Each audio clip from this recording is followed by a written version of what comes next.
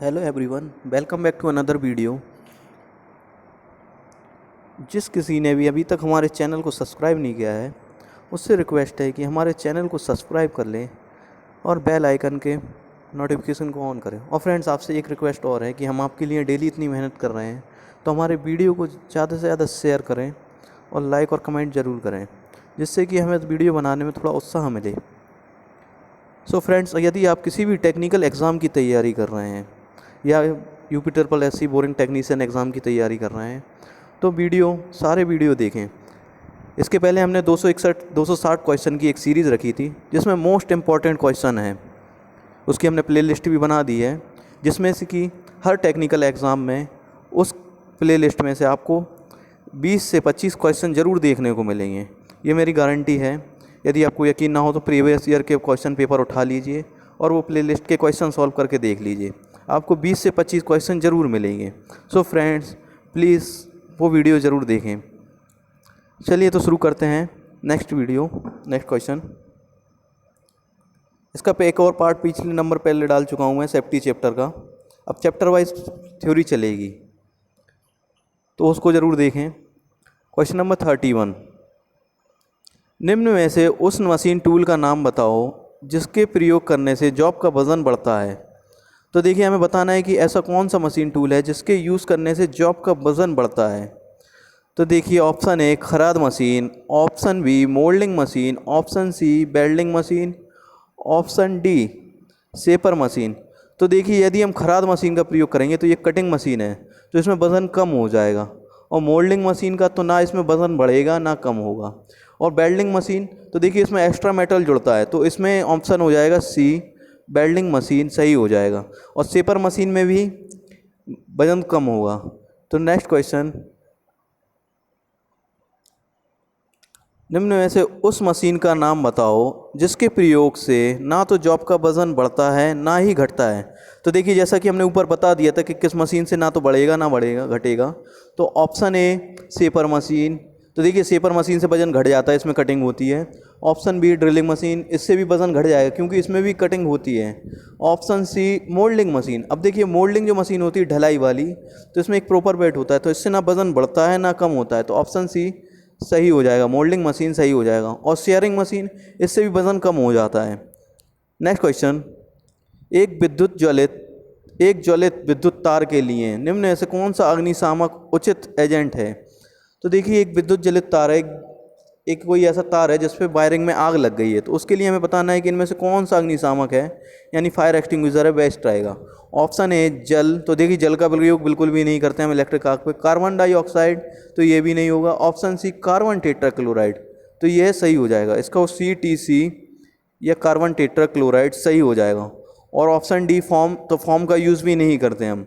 Next question, बिना handle वाली रेती के प्रयोग करने से क्या हानि होगी। ऑप्शन है सतह पर सही नहीं बनेगी, ऑप्शन बी चोट लग जाएगी, ऑप्शन सी फाइल हाथ से गिर जाएगी, ऑप्शन डी उपरोक्त सभी।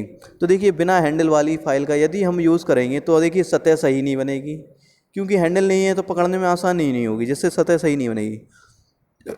ऑप्शन बी चोट लग जाएगी, बिल्कुल हैंडल के फाइल की टैंग हमें हाथ में लग सकती है, जो नुकीली होती है, जो हाथ में लग के चोट लगने का कारण बन सकती है। ऑप्शन सी फाइल हाथ से गिर जाएगी, बिल्कुल गिर सकती है। Option D all of this, तो ऑल ऑफ दिस इसका आंसर सही हो जाएगा। ऑल ऑफ दिस, बिना हैंडल फाइल करने से क्या हानि होगी, ये सब कुछ हो सकता है। नेक्स्ट क्वेश्चन, कार्यशाला में उचित प्रकाश यानी उचित लाइट का प्रबंध ना होने से किस उद्देश्य की पूर्ति नहीं होगी। तो हमें बताना है कि कार्यशाला में यदि उचित लाइट का प्रबंध नहीं होगा तो क्या होगा। तो ऑप्शन ए वर्कपीस का साइज सही चेक नहीं होगा, तो बिल्कुल नहीं होगा अगर कार्यशाला नहीं होगा। ऑप्शन बी सतह को फाइलिंग द्वारा समतल बनाना कठिन होगा, बिल्कुल सही है। सतह को फाइलिंग द्वारा समतल भी नहीं बनाया, यदि उजेला नहीं होगा या रोशनी नहीं होगी तो हमें सतह नहीं दिखेगी कि समतल बन रही है कैसी बन रही है। ऑप्शन सी मापी यंत्रों की रीडिंग सही नहीं पड़ी जाएगी, बिल्कुल सही। यदि रीडिंग या लाइट नहीं होगी तो हम रीडिंग लेने में दिक्कत आएगी। Option D all of this, तो इसका आंसर हो जाएगा ऑल ऑफ दिस, यानी उपरोक्त सभी। नेक्स्ट क्वेश्चन, निम्नलिखित में से किस कारण से भार उठाने तथा ले जाने में कठिनाई होती है। तो हमें बताना है कि ऐसा कौन सा कारण है जिसके कारण हम भार को उठाने और तथा ले जाने से कठिनाई होती है। ऑप्शन है वस्तु का भार व बड़ा आकार, तो सही है कि अगर यदि वस्तु का भार ज़्यादा है और आकार बड़ा है तो उसे भार उठाने में और तथा उसको ले जाने में कठिनाई होगी। ऑप्शन बी, भार उठाने वाले स्थान गलत होना। तो देखिए ऑप्शन बी, भार उठाने वाला स्थान भी गलत है। यदि स्थान सही नहीं है, हमें भार उठाने के लिए जगह नहीं मिल रही, तो ये भी सही हो जाएगा। ऑप्शन सी, हैंड होल्डर का ना होना। तो देखिए यदि भार उठाते समय कहीं पकड़ने की जगह नहीं है या हैंड होल्डर नहीं है तो भी हमें भार उठाने तथा ले जाने में कठिनाई होगी। और डी, ऑल ऑफ दिस। तो इसका आंसर हो जाएगा ऑल ऑफ दिस, उपरोक्त सभी। नेक्स्ट क्वेश्चन, निम्न में से भार उठाने के संबंध में कौन सा कथन सही है। तो हमें बताना है कि ऐसा कौन सा कथन है इनमें से, ऑप्शन है जो भार उठाने के संबंध में सही है। तो ऑप्शन है भार उठाने वाले व्यक्ति की क्षमता। तो देखिए सही है ये, क्योंकि देखिए भार उठाने वाले व्यक्ति की क्षमता पर निर्भर करता है कि वो कैसा उठाएगा, कितना भार उठा सकता है। यदि व्यक्ति स्वस्थ है तो वह ज़्यादा भार उठा सकता है, यदि व्यक्ति अस्वस्थ यानी कि बीमार है तो उससे भार उठाने में दिक्कत होगी। और ऑप्शन बी, भार को कहाँ से कहाँ तक ले जाना है। तो देखिए ये भी डिपेंड करता है कि हमें भार को कहाँ से कहाँ तक ले जाना है। यदि देखिए यदि व्यक्ति स्वस्थ है तो भार वह दूर तक ले जाएगा, यदि व्यक्ति अस्वस्थ है या उस लायक नहीं है कि भार को ज़्यादा भार को दूर तक ले जा सकता है तो वह कम दूरी तक ले जाएगा। तो यह भी सही हो जाएगा। ऑप्शन सी, भार उठाने वाले व्यक्ति का अस्वस्थ होना, यह भी सही हो जाएगा जैसे बता दिया हमने। तो option D, all of this होता है इसका आंसर, लेकिन वो दिया नहीं कि इनमें से, तो इनमें से कोई एक सही हो जाएगा। तो ऑप्शन डी सही होगा। नेक्स्ट क्वेश्चन, निम्न में से किस कारण से शरीर की मांसपेशियां तथा जोड़ों पर प्रभाव पड़ता है। तो हमें बताना है कि इनमें से ऐसा कौन सा कारण है जिसके द्वारा शरीर की मांसपेशियों तथा जोड़ों पर प्रभाव पड़ता है। तो ऑप्शन ए, बहुत भारी वजन उठाने से, बिल्कुल सही है। बहुत भारी यदि वजन उठाएंगे हम तो शरीर की मांसपेशियों पर भी प्रभाव पड़ेगा तथा जोड़ों पर प्रभाव पड़ेगा। ऑप्शन बी, वजन को सही प्रकार से ना उठाना। तो ये भी सही होगा। यदि हम वजन को सही प्रकार से नहीं उठाएंगे तो मांसपेशियों तथा जोड़ों पर दोनों पर प्रभाव पड़ेगा। तो ऑप्शन डी, ऑप्शन सी, उपरोक्त काम और खाद दोनों सही हो जाएगा। ऑप्शन सी सही हो जाएगा। नेक्स्ट क्वेश्चन, वर्कशॉप में दुर्घटना से बचने का कौन सा कारण नहीं है। तो देखिए हमें बताना है कि ऐसा, इनमें आगे जो ऑप्शन आएंगे इनमें से ऐसा कौन सा कारण है जिसकी वजह से हम दुर्घटना से नहीं बच सकते। तो ऑप्शन पढ़ते हैं। ऑप्शन ए, मशीन को के घूमने वाले पार्ट्स पर गार्ड लगे हों। तो देखिए यदि गार्ड लगे होंगे मशीन के घूमने वाले पार्टों पे तो वो एक सुरक्षित मशीन मानी जाएगी, तो उससे क्या दुर्घटना होने के चांसेस कम हो जाते हैं। तो ऑप्शन ए नहीं होगा। हमें बताना है कि ऐसा कौन सा कारण है। तो आगे पढ़ते हैं ऑप्शन।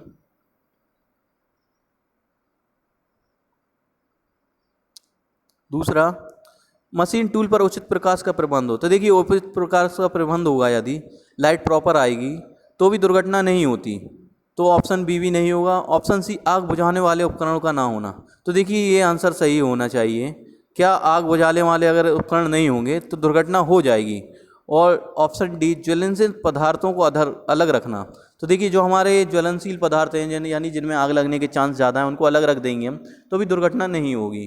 तो ऑप्शन सी, आग बुझाने वाले उपकरणों के ना होने से दुर्घटना हो जाएगी। तो ये सही है। अब क्वेश्चन 40, निम्न में से दुर्घटना होने से बचने का कारण क्या है। ऑप्शन ए, कार्य करने का सही तरीका सही ना होना। तो देखिए इससे दुर्घटना हो जाएगी। ऑप्शन बी, मशीन पर कार्य करते समय ढीले वस्त्र पहनना। तो देखिए इससे भी दुर्घटना हो जाएगी, क्योंकि यदि हम ढीले वस्त्र पहनेंगे और किसी मशीन में बिध गया तो उससे हाथ वगैरह का नुकसान हो सकता है। ऑप्शन सी, कार्य करते समय एकाग्र ना होना। तो देखिए यदि कार्य करते समय हम कॉन्संट्रेट नहीं है या हमारा ध्यान कहीं और है तो भी दुर्घटना हो जाएगी। तो ये भी नहीं होगा। तो ऑप्शन डी, उचित ड्रेस का प्रयोग करना। तो देखिए यदि उचित का ड्रेस का हम यूज़ करेंगे तो दुर्घटना से बच सकते हैं। तो ऑप्शन डी सही हो जाएगा।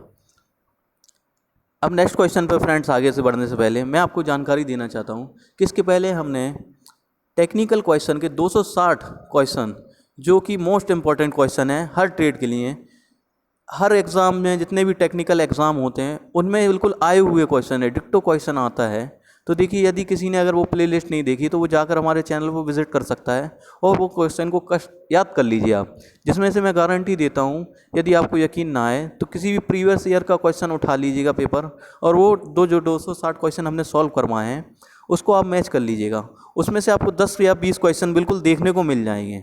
सो फ्रेंड्स बिल्कुल उस जगह को देखिए, उस वीडियो को, और आगे के लिए हमारे वीडियो को शेयर करिए और चैनल को सब्सक्राइब करिए। क्वेश्चन नंबर 41, निम्न में से दुर्घटना होने का कारण क्या है। ऑप्शन ए बिजली की नंगी तारों पर पानी फेंकना, तो देखिए दुर्घटना हो जाएगी। ऑप्शन बी हैमर का हैंडल मजबूती से फिट ना होना, तो देखिए यदि हैमर का हैंडल मजबूती से फिट ना होगा तो हैमर हैंडल से निकल कर लग सकता है किसी को, तो इससे भी दुर्घटना हो जाएगी। ऑप्शन सी जिस कार के बारे में ज्ञान ना हो उसे कार करना, तो देखिए जिस कार के बारे में नॉलेज नहीं है यदि हम वो कार करते हैं तो दुर्घटना हो सकती है।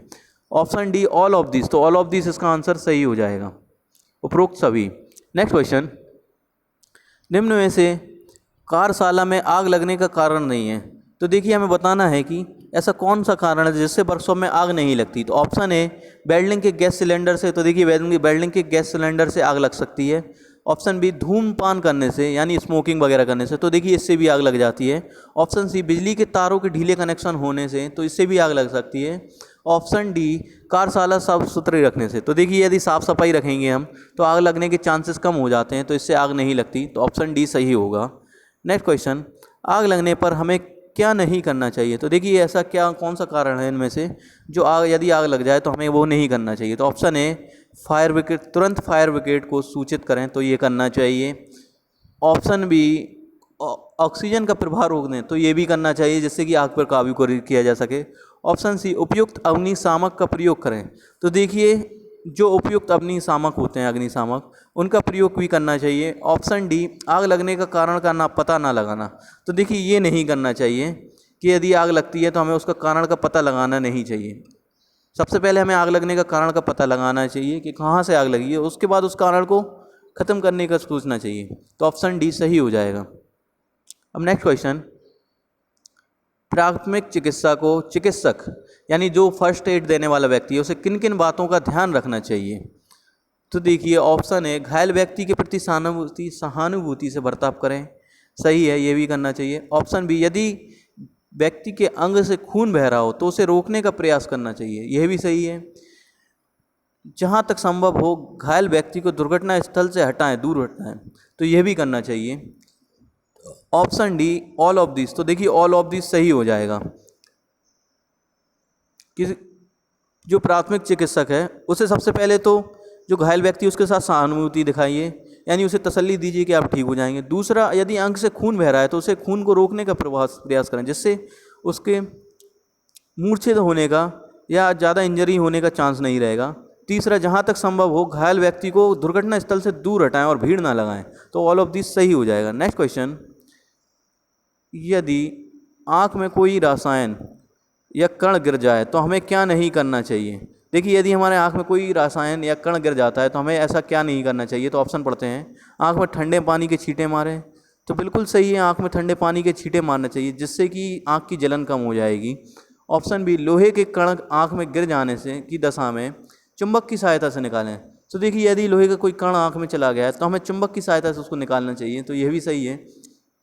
आँख को मलें, तो देखिए ये नहीं करना चाहिए, आँख को नहीं मलना चाहिए। और ऑप्शन डी आँख में अधिक परेशानी हो तो तुरंत डॉक्टर से उपचार लें, तो देखिए ये भी करना चाहिए डॉक्टर से उपचार। तो क्या नहीं करना है, आँख को मलना नहीं है यदि आँख में कोई कण है, जिससे यदि मलेंगे तो इंजरी होने के चांस बढ़ जाते हैं। नेक्स्ट क्वेश्चन, नाक से नक्सीर आने पर क्या करें। देखिए नाक से खून या नक्सीर आने पर क्या करना चाहिए, तो ऑप्शन ए नक्सीर आने पर रोगी को सीधा लिटाकर नाक के बजाय मुँह से सांस लेने को कहना चाहिए, सही है। देखिए यदि नाक से सांस लेगा तो खून निकलने के चांस और बढ़ जाते हैं, इसलिए मुंह से सांस लेने के लिए कहना चाहिए। ऑप्शन बी सिर पर ठंडा पानी डालें, तो देखिए सिर पर ठंडा पानी भी डालना चाहिए जिससे कि खून निकलने के चांस कम होंगे। तो ऑप्शन सी उपरोक्त का और खा दोनों, तो ये देखिए ये सही हो जाएगा, उपरोक्त का और खा दोनों। खून आने की दिशा में नाक से क्या करना चाहिए, रोगी को सीधा लिटाकर नाक के बजाय मुँह से सांस लेने को कहें और सिर पर ठंडा पानी डालें, तो ऑप्शन सी सही हो जाएगा।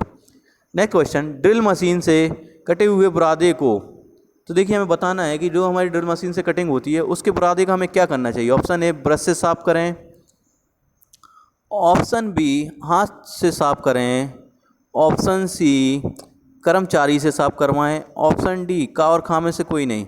तो देखिए जो ड्रिल मशीन से बुरादा निकलता है उसे हमें ब्रश से साफ भी नहीं करना है और हाथ से भी साफ नहीं करना है, क्योंकि सफाई कर्मी का देखिए वर्कशॉप में एक अलग डिपार्टमेंट होता है, तो सफाई कर्मचारी से साफ करवाना है, तो ऑप्शन सी सही हो जाएगा। नेक्स्ट क्वेश्चन, यदि कार्यशाला में कार्य करते समय दुर्घटना हो जाए तो क्या करना चाहिए, तो ऑप्शन ए दुर्घटना स्थल पर भीड़ लगाकर खड़े हो रहने दें, ये गलत है, भीड़ नहीं लगानी चाहिए। ऑप्शन बी दुर्घटना करके भाग जाएं, ये भी गलत है। दुर्घटना की सूचना तुरंत वरिष्ठ अधिकारी को देना चाहिए। तो ऑप्शन सी, दुर्घटना की सूचना अपने अधिकारी को शीघ्र दें। तो ऑप्शन सी सही हो जाएगा। नेक्स्ट क्वेश्चन, मशीन पर कार्य करते समय यदि वह खराब हो जाए तो क्या करना चाहिए? तो ऑप्शन ए, मशीन का स्विच तुरंत बंद कर दें। ऑप्शन बी, मशीन को छोड़कर इधर उधर भाग जाएं। ऑप्शन सी, मशीन को चालू हालत में छोड़कर अपने अधिकारी को सूचित करें। ऑप्शन डी, मशीन को बिना जानकारी के खोल दें। तो देखिए, यदि मशीन ख़राब हो जाती है तो उसका स्विच तुरंत बंद कर देना चाहिए, उसके बाद अपने उच्च अधिकारी को सूचित करना चाहिए। तो ऑप्शन ए सही हो जाएगा। नेक्स्ट क्वेश्चन, चिपिंग करते समय ध्यान रखें। ऑप्शन ए, कटिंग एज पर। ऑप्शन बी, छेनी के हेड पर। ऑप्शन सी, बेंच वाइज पर। ऑप्शन डी, उपरोक्त काम में से कोई नहीं। तो देखिए, चिपिंग करते समय हमेशा कटिंग एज पर ध्यान देना चाहिए हमें। नेक्स्ट क्वेश्चन, बिना पच्चड़ यानी बेज वाले हथौड़े का प्रयोग करने से क्या होगा? तो ऑप्शन ए, हैमर से हैंडल निकल जाएगा। ऑप्शन बी, चोट लग सकती है। ऑप्शन सी, हैमर हैंडल पर घूम सकता है। ऑप्शन डी, उपरोक्त सभी। तो देखिए, यदि हम बिना बेज वाले हैमर का प्रयोग करेंगे तो हैमर हैंडल से निकल भी सकता है, चोट भी लग सकती है और हैमर हैंडल पर घूम भी सकता है। तो उपरोक्त सभी सही हो जाएगा। नेक्स्ट क्वेश्चन, सुरक्षा निर्देशों का पालन करने से का दुर्घटना नहीं होगी, बिल्कुल सही है। आर्थिक हानि भी नहीं होगी, बिल्कुल सही है। चोट लगने का भय नहीं रहेगा, तो ये भी सही है। तो ऑल ऑफ दिस इसका सही हो जाएगा। यदि हम सुरक्षा नियमों का पालन करते हैं तो दुर्घटना भी नहीं होगी, आर्थिक हानि भी नहीं होगी और चोट भी नहीं लगेगी। तो ऑल ऑफ दिस सही हो जाएगा। नेक्स्ट क्वेश्चन, भारी वस्तु उठाते समय ध्यान रखा जाएगी का? ऑप्शन ए, वजन उठाते समय इतना झुकें कि पीठ सीधी रहे। ऑप्शन बी, वजन उठाते समय टांगों को सीधा रखें। ऑप्शन सी, वजन उठाते समय वजन के अनुसार ही रस्सों का प्रयोग करें। Option D, all of this. तो देखिए, इसका आंसर हो जाएगा ऑल ऑफ दिस। भारी वस्तु उठाते समय हमें ऐसे झुकना चाहिए कि हमारी पीठ सीधी रहे। दूसरा, वजन उठाते समय टांगों को भी सीधा रखना चाहिए। और तीसरा, अब वजन की क्षमता के अनुसार रस्सों का प्रयोग करना चाहिए जिससे कि रस्से टूटे ना। नेक्स्ट क्वेश्चन, निम्न में से कौन सा आग लगने का कारण नहीं है? का, बिजली के तारों पर ओवरलोड होना। तो देखिए, इससे आग लग जाएगी। खा, मूविंग पार्टों में लुब्रिकेशन ना होना। देखिए, यदि मूविंग पार्ट जो हमारे होते हैं, घूमने वाले पार्ट, यदि हम उनमें लुब्रिकेंट का भी यूज़ नहीं करेंगे तो उससे ये होगा कि पार्ट्स गर्म होकर आग लग सकती है। तो ये भी हो जाएगा। नेक्स्ट ऑप्शन सी, उपरोक्त का और खा दोनों। तो देखिए, इसका आंसर हो जाएगा का और खा दोनों। इन दोनों तरीके से आग लग सकती है। नेक्स्ट क्वेश्चन, आग बुझाने के लिए निम्न में से किसका प्रयोग किया जाता है? तो देखिए, आग बुझाने के लिए हम क्या प्रयोग करते हैं? कार्बन मोनोऑक्साइड बिल्कुल नहीं करेंगे, कार्बन का भी नहीं, कार्बन ट्राईऑक्साइड का भी नहीं, कार्बन टेट्राक्लोराइड यानी कि CTC एक्सटिंग्यूशर का यूज़ आग बुझाने के लिए किया जाता है। नेक्स्ट क्वेश्चन,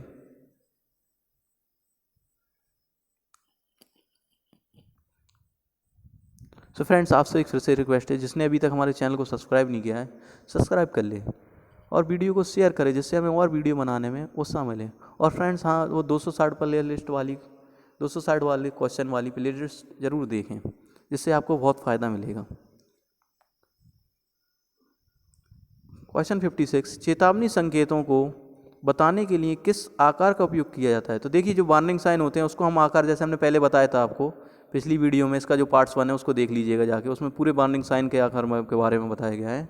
तो उसको बताने के लिए क्या किया जाता है जो चेतावनी साइन होते हैं? तो देखिए, ऑप्शन ए, वर्गाकार।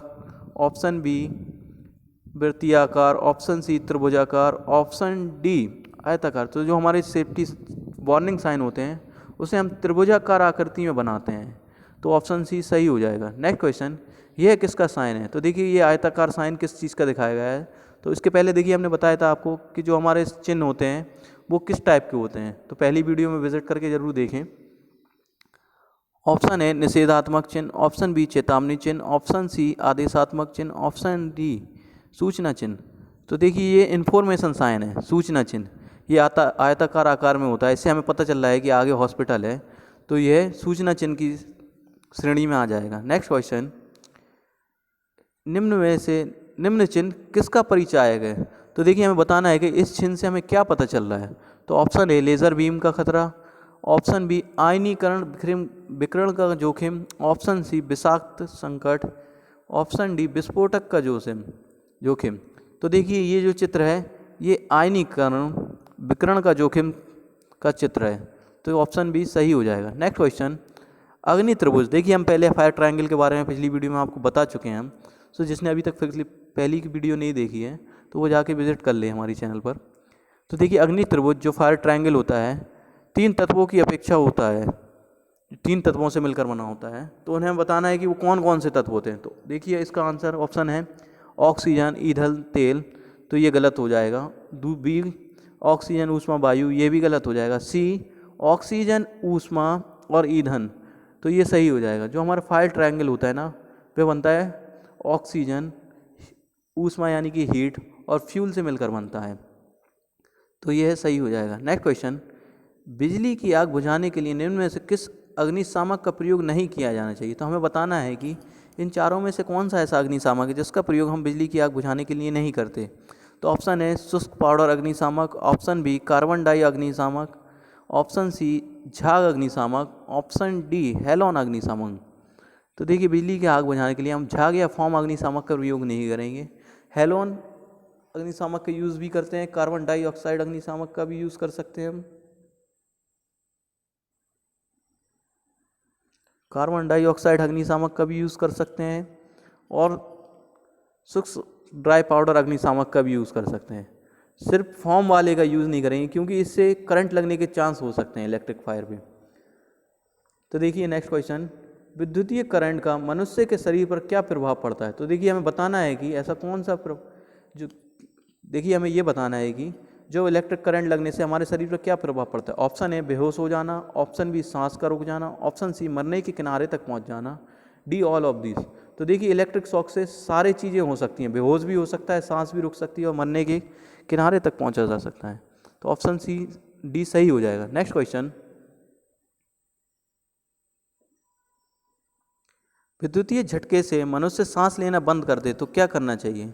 तो देखिए हमें बताना है कि यदि मनुष्य इलेक्ट्रिक शॉक लगने के बाद सांस लेना बंद कर दे तो हमें क्या करना चाहिए। तो ऑप्शन ए मरीज के मुंह से मुंह लगाकर सांस देना चाहिए, ऑप्शन बी मरीज को नाक से मुंह लगाकर सांस देना चाहिए, ऑप्शन सी कृत्रिम सांस देनी चाहिए, option D all of this.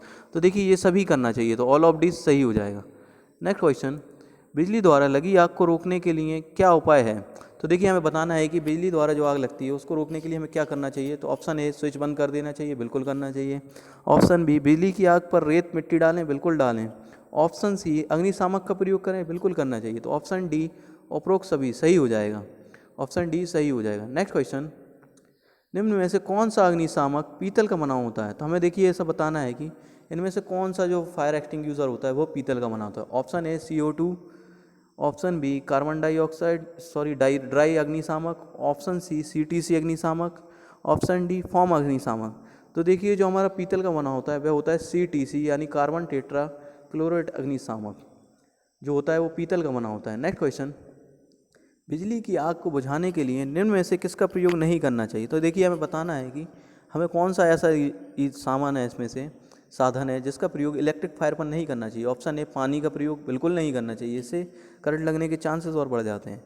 Option B form का अग्निशामक का यूज़, तो ये भी नहीं करना चाहिए। ऑप्शन सी उपरोक्त सभी, तो ये सही हो जाएगा। तो ऑप्शन सी उपरोक्त सभी हो जाएगा। सो फ्रेंड्स आज के लिए इतना ही, मिलते हैं अगली वीडियो में। तब तक के लिए हमारे चैनल को सब्सक्राइब करें और वीडियो को शेयर ज़रूर करें। और फ्रेंड्स हम आपके लिए अब डेली चैप्टर वाइज क्वेश्चन लाएंगे, सो प्लीज़ हमारे चैनल को बने रहें।